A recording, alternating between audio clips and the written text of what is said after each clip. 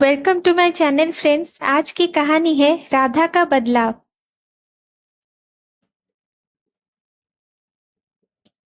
जब एक न्यूबॉर्न बच्चा भी संवेदनाओं और स्पर्श की भाषा को समझ सकता है, तो ये दोनों मिली और टीपू तो टीन एज के बच्चे हैं। ये भला अपनी माँ राधा के रोज रोज होने वाले अपमान और तिरस्कार को नहीं पहचानेंगे क्या? वो अपनी माँ की तकलीफ को देख भी रहे थे और समझ भी रहे थे। कड़वी गोली पर लगी मिठास भला कितनी देर तक उसकी असलियत को छिपा सकता है। दादी और पापा भी तो माँ को सबके सामने घर की लक्ष्मी कहते नहीं थकते थे। लेकिन मिली और दीपू जो ये जानते हैं कि उनके घर में इस लक्ष्मी का असली आसन क्या है। दादी को पता नहीं माँ से क्या परेशानी है। माँ सुबह जल्दी नहीं उठे तो उन्हें आलसी और कामचोर का ठप्पा लगा दिया जाता है, और जल्दी उठ जाए तो नींद खराब करने का ताना देकर कोसा जाता है। केवल दादी ही नहीं बल्कि पापा भी उनकी हाँ में हाँ मिलाते हुए मम्मी को नीचा दिखाने का कोई भी अवसर अपने हाथ से निकलने नहीं देते थे। और जब पापा ऐसा करते हैं तो दादी के चेहरे पर एक सैटिस्फैक्शन वाली मुस्कान आ जाती है। बहुत बार मिली का मन करता कि वो माँ की ढाल बनकर खड़ी हो जाए और दादी को पलटकर जवाब दे दे, लेकिन माँ उसे आंखों के इशारे से ऐसा करने से रोक देती है। पता नहीं माँ की ऐसी कौन सी मजबूरी है जो वो ये सब बिना कुछ ऑब्जेक्शन किए सहन करती रहती है। मैं तो एक पल के लिए भी नहीं सहन करूं। आप क्यों कभी कुछ नहीं बोलती है माँ? ये कहती हुई मिली अक्सर अपनी माँ राधा को विरोध करने के लिए उकसाती है, लेकिन राधा उसकी बात केवल सुनकर अनसुना कर जाती, कहती कुछ भी नहीं। ऐसा नहीं है कि राधा अनपढ़ या बदसूरत है, जिसने अपनी किसी कमी को लेकर कोई कॉम्प्लेक्शन पाल रखी है, बल्कि खूबसूरत राधा तो इंग्लिश में मास्टर्स के साथ साथ बैचलर इन एजुकेशन भी है। और उसकी इसी क्वालिफिकेशन के कारण ही दादी ने उसे अपने अफसर बेटे के लिए चुना था, और राधा के पति ने भी। ये बात अलग है कि राधा ने अपनी पढ़ाई का इस्तेमाल अपने बच्चों को स्कूल का होमवर्क करवाने के अलावा कभी और कहीं नहीं किया। मिली और दीपू अब बड़े हो चुके हैं। दोनों ही हाई स्कूल के स्टूडेंट्स हैं। जब तक बच्चे थे तब तक उन्हें माँ का डांट खाना अजीब नहीं लगता था, क्योंकि वे समझते थे कि जिस तरह गलतियां करने पर उन दोनों को डांट या सजा मिलती है, उसी तरह माँ को भी उनकी किसी गलती के कारण ही डांटा जा रहा होगा। लेकिन जैसे जैसे उनकी समझ बढ़ती गई, वे दोनों भी समझने लगे कि माँ को पड़ने वाली डांट और तिरस्कार का कारण उनकी कोई गलती नहीं है, बल्कि दादी को ऐसा करने पर एक आत्मिक संतोष मिलता है। पता नहीं माँ दादी और पापा का विरोध क्यों नहीं कर पाती, जबकि वो तो खुद बहुत एजुकेटेड है। एक दिन मिली ने दीपू से ये कहा, तुझे याद है मिली, बचपन में दादी वो हनुमान जी के समुद्र लांघने वाली कहानी सुनाया करती थी। हनुमान जी को अपनी ताकत का अनुमान नहीं था। तब जामवंत जी ने उन्हें याद दिलाया था कि वे चाहे तो क्या क्या कर सकते हैं। माँ भी नहीं जानती कि वो क्या कर सकती हैं। ये कहते हुए दीपू थोड़ा उदास था। हाँ याद है, मुझे भी लगता है माँ को भी उनकी काबिलियत याद दिलानी पड़ेगी। मिली ने उसे सामान्य करने के लिहाज से हंसते हुए ये कहा, बढ़ते बच्चे सब समझते हैं, अपनी सामर्थ्य के अनुसार विरोध भी करते हैं, लेकिन छोटा होने के कारण उनके विरोध को अधिक महत्व नहीं दिया जाता। और फिर राधा खुद भी तो अपने पक्ष में नहीं खड़ी होती थी। पिछले दिनों पड़ोस में एक नया परिवार रहने आया था। परिवार में पति दिनेश, उनकी पत्नी सिया, उसके अलावा 6 वर्ष की एक बच्ची पीयू भी थी। आमने सामने फ्लैट होने के कारण राधा का अक्सर सिया से टकराव हो ही जाता है।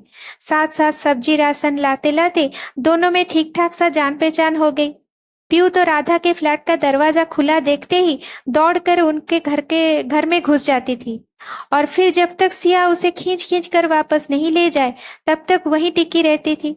अकेले बच्चे भी तो साथ ढूंढते ही हैं, और जब नहीं मिलता तो धीरे धीरे अपने अकेलेपन को ही अपना साथी बना लेते हैं। फिर बड़ों को ये शिकायत रहती है कि आजकल के बच्चे सोशल नहीं हैं। सिया इस जान पहचान को मित्रता में बदलना चाहती थी, लेकिन राधा अपनी सास और पति की अनुमति के बिना दोस्त बनाने का साहस भी कहाँ जुटा पाती थी। शादी से पहले कितना बड़ा दोस्तों का सर्कल था उसका। कुछ दोस्त तो शहर छूटने के साथ ही छूट गए, लेकिन कुछ ने संपर्क बनाए रखा था अभी भी। राधा अपनी घर की परिस्थिति को देखते हुए ही हर किसी से देख संभाल कर संपर्क रखती थी, कहीं किसी की खामखा बेइज्जती ना हो जाए। पीयू इन सब दुनियावी झमेलों से दूर राधा के आसपास ही बने रहने की कोशिश करती थी। धीरे धीरे राधा का मन भी पीयू के साथ ही रमने लगा था। अब तो पीयू बहुत अधिकार के साथ राधा से खाना भी मांगकर खाने लगी थी। राधा के लिए भी ये पीयू के बचपन के साथ साथ अपने बच्चों के बचपन को दोबारा जीने का अवसर था, जिसे वो किसी भी कीमत पर खोना नहीं चाहती थी। हाँ, सास को पीयू का व्यवस्थित घर को बिखेरना पसंद नहीं आता था, लेकिन राधा पीयू के लौटते ही बहुत तत्परता के साथ सब बिखरा हुआ सामान ठीक ठाक अपने जगह पर रखकर पीयू को सास की डांट खाने से बचा लेती थी। पीयू चलो होमवर्क कर लो, ये लगभग हर रोज सुनाई देने वाला एक वाक्य था, जिसके बाद का दृश्य राधा के परिवार में सबको याद हो गया था। अब आंटी इसका हाथ पकड़कर खींचेगी और इसका गाना शुरू हो जाएगा, ये कहती हुई मिली पीयू की नकल करने लगती है और सभी खिलखिला उठते हैं। एक दिन जब यही दृश्य दोहराया गया तो राधा से रहा नहीं गया और उसने पीयू का दूसरा हाथ अपनी तरफ खींच लिया और कहने लगी, रहने दो सिया, मैं करवा दूंगी इसे होमवर्क। राधा ने ये कहा तो सिया आश्चर्य में पड़ गई। अरे दीदी, ये पूरी शैतान की नानी है, आपको सवाल पूछ पूछ कर परेशान कर देंगी। सिया राधा की बातों को सुनकर थोड़ी खिसिया गई थी, क्योंकि राधा के घर बार बार आने जाने के दौरान इतना तो अंदाजा हो गया था उसे कि दादी को पीयू का आना एक सीमा तक ही पसंद आता था। कोई बात नहीं है, मैं देख लूंगी सिया, तुम चिंता मत करो, राधा ने उसे भरोसा दिलाते हुए कहा तो सिया कुछ देर खड़ी रहकर अपने घर चली गई। राधा पीयू को लेकर बैठ गई और उसे होमवर्क कराने लगी। बीच बीच में राधा कोई मजेदार बात सुनाती तो पूरा घर पीयू की खिलखिलाहट से गूंज जाता। मिली अपनी माँ राधा के इस नए रूप से आज पहली बार ही परिचित हो रही थी। ऐसा नहीं है कि राधा ने उन्हें कभी होमवर्क नहीं कराया था, लेकिन तब वो उसे केवल माँ ही लगती थी। वहीं आज राधा उसे एक वेल ट्रेंड टीचर लग रही थी। कुछ ही देर में पीयू ने होमवर्क अपना निपटाकर बैग पैक कर लिया तो राधा उसे कल आने का न्योता देकर उसके घर के दरवाजे तक छोड़ आई। अरे वाह माँ, आप तो छिपी रिस्तम निकली, हमें तो पता ही नहीं था कि आप इतनी अच्छी तरह पढ़ा सकती हैं। दीपू ने राधा की तरफ गर्व से देखते हुए कहा। पता क्यों नहीं है? क्या तुम लोगों को बचपन में होमवर्क कोई दूसरा कराता था? राधा ने तारीफ को दरकिनार करते हुए कहा। तब हम कहाँ ये सब जानते थे, तब तो किसी तरह काम निपटाओ और खेलने भाग जाओ, इतना ही समझ में आता था। ये कहती हुई मिली भी बातों में शामिल हो गई। माँ, आप बच्चों को ट्यूशन्स क्यों नहीं पढ़ाती? जिस समय पीयू को पढ़ाया उस समय तो हर रोज आप खाली ही रहती हो। दीपू भी उत्साह से भरा हुआ था। शायद भीतर कहीं ना कहीं अपनी माँ को आत्मनिर्भर देखने की चाह सिर उठाने लगी थी।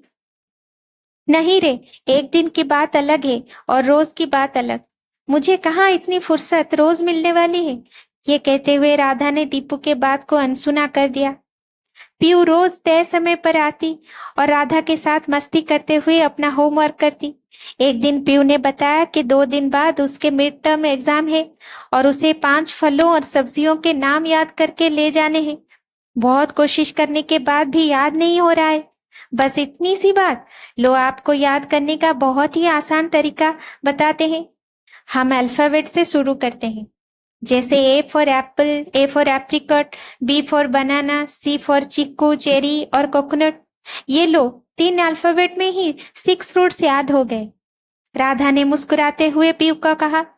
अरे वाह आंटी, ये तो बहुत मजेदार है। ऐसे तो मैं सब्जियों के नाम भी याद कर सकती हूँ और कलर्स के भी।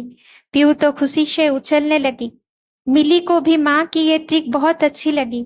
उसे याद आया कि बचपन में माँ द्वारा सिखाई गई इसी तरह के ट्रिक्स के कारण ही दोनों भाई बहन को कभी पहाड़े और फॉर्मूले याद करने में कोई दिक्कत नहीं आई थी।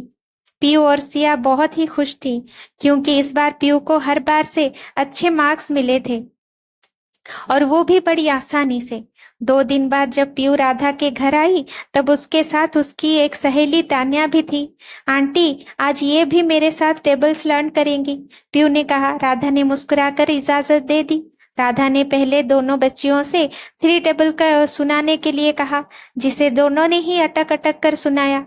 अब राधा ने उसी पहाड़ी को कविता की तरह लय में गाकर सुनाया। एक दो बार के अभ्यास के बाद पीयू और तान्या ने बहुत आसानी के साथ पहाड़ा याद कर लिया।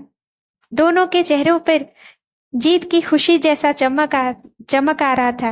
रात को राधा ने सुना दादी भी धीरे धीरे उसी लय के साथ इनका पहाड़ा गुनगुना रही थी। राधा के होठों पर मुस्कुराहट तैर गई। धीरे धीरे पीयू के दोस्तों की संख्या बढ़ने लगी। अब तो दोपहर बाद 4 बजे पीयू और 5 बच्चे राधा के पास आ जाते हैं। सबकी मम्मियों की जिद के बाद ना नुकुर करते हुए राधा ने सबसे नाम मात्र की फीस लेनी शुरू कर दी। पहली बार जब सिया ने सब बच्चों की फीस के रूप में 10,000 रुपए राधा के हाथ में थमाए तो उसके हाथ कांपने लगे। यूं तो हर महीने पति उसे घर खर्च के लिए रुपए देते ही हैं, लेकिन अपनी कमाई की खुशी क्या होती है ये उसे आज पहली बार महसूस हुआ था। राधा ने खीर पूरी बनाकर खुशी सबके साथ साझा की। पूरे महीने दिमाग खपाकर यही कमाई की है क्या? सास ने ताना कसते हुए कहा। पति ने भी कोई खास खुशी जाहिर नहीं की। राधा उदास होती इससे ही पहले मिली और दीपू ने उसे फूलों का एक गुलदस्ता भेंट करके उसकी मुस्कुराहट को जाया होने से बचा लिया। राधा ने अब प्रोफेशनली अपने घर पर बच्चों को ट्यूशन्स पढ़ाना शुरू कर दिया। देखते ही देखते उसके पास आसपास के बहुत सारे बच्चे आने लगे। शाम के समय बच्चे अधिक होने के कारण उसने घर के काम में मदद के लिए एक हाउसमेड को रख लिया। सास ने कुछ दिन तो मुंह चढ़ाए रखा, लेकिन जब देखा कि राधा अब रुकने वाली नहीं है तो उन्होंने भी समय के साथ साथ समझौता कर ही लिया। एक दिन राधा की सास की सहेली अमला उससे मिलने आई। अमला की उदास रंगत देखकर राधा की सास ने पहचान लिया कि जरूर ही कोई गंभीर मसला है। चाय पानी के साथ राधा ने थोड़े जोर देते हुए पूछने के बाद अमला ने जो बताया वो वाकई चिंताजनक था। 2 साल पहले बेटी की शादी की थी। बेचारी तुम्हारी तरह पूरा दिन घर में काम करती रहती है, लेकिन उसके किए को यश ही नहीं। सास तो सास, पति भी खुश नहीं रहता। बिल्कुल तेरी सी ही कहानी है। ये कहते हुए अमला ने ठंडी सांस भरी। अब राधा की सास का मुंह छोटा सा हो गया। उन्होंने शर्म के मारे राधा की ओर देखकर फिर अपनी नजरें झुका दी। फिर राधा ने सिचुएशन को नॉर्मल करते हुए मुस्कुराते हुए कहा, अमला चाची, जब कहानी की शुरुआत मेरी जैसी है तो घबरा क्यों रही है? इस कहानी का अंत भी मेरे जैसा ही करते हैं ना। अमला कुछ समझ नहीं पाई। वो उसका चेहरा पढ़ने की कोशिश करने लगी। जैसे मैं अपने पैरों पर खड़ी हुई वैसे ही उसे भी करते हैं ना। आप उसे मेरे पास भेज देना। बहुत से बच्चे आते हैं मेरे पास, बहुतों को मना करना पड़ता है। अब नहीं मना करना पड़ेगा। बिटिया के हाथ को काम मिल जाएगा और मुझे थोड़ी राहत। आत्मनिर्भर बनेगी तो आत्मविश्वास भी आएगा और तब वो अपने हक में कोई भी कठोर निर्णय ले सकती है। अपने पैरों पर खड़ी स्त्री खुद के लिए भी बहुत आदर्श होती है। समझ गए ना चाची जी? राधा ने अमला को समझाया तो अमला के चेहरे पर भी भविष्य को लेकर उम्मीद की रोशनी चमकने लगी। राधा ने देखा कि उसकी सास उनकी सारी बातें बड़े ही ध्यान से सुन रही थी। सही कह रही है राधा।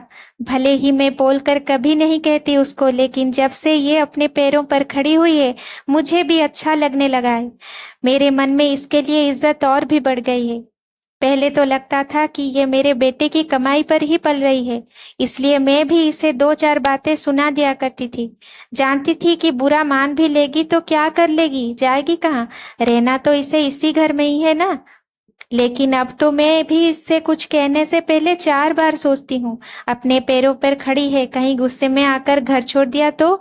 ना बाबा ना, बुढ़ापे में मैं अब कोई खतरा मोल नहीं लेना चाहती। सास ने झिझकते हुए अपनी सच्चाई को स्वीकार किया। राधा उनके इस रूप को आश्चर्य से देख रही थी। तभी पीयू अपने दोस्तों के साथ 6 की टेबल को कविता की तरह गाते हुए अंदर घुसी। बच्चों को इस तरह खेल खेल में पढ़ाई करते देख तीनों महिलाएं खुश होकर मुस्कुरा दी। मिली और दीपू को आज राधा वैसी ही लग रही थी जैसी वे उसे बरसों से देखना चाहते थे। अगर हम औरतें अपने अंदर की ताकत को पहचान ले और अपने आप को हमारी खुद की, परिवार की और समाज की भलाई के लिए सक्षम बनाएं, तो फिर बहुत सी समस्याओं का समाधान हो जाएगा। Thank you for watching. Please like, share and subscribe my channel.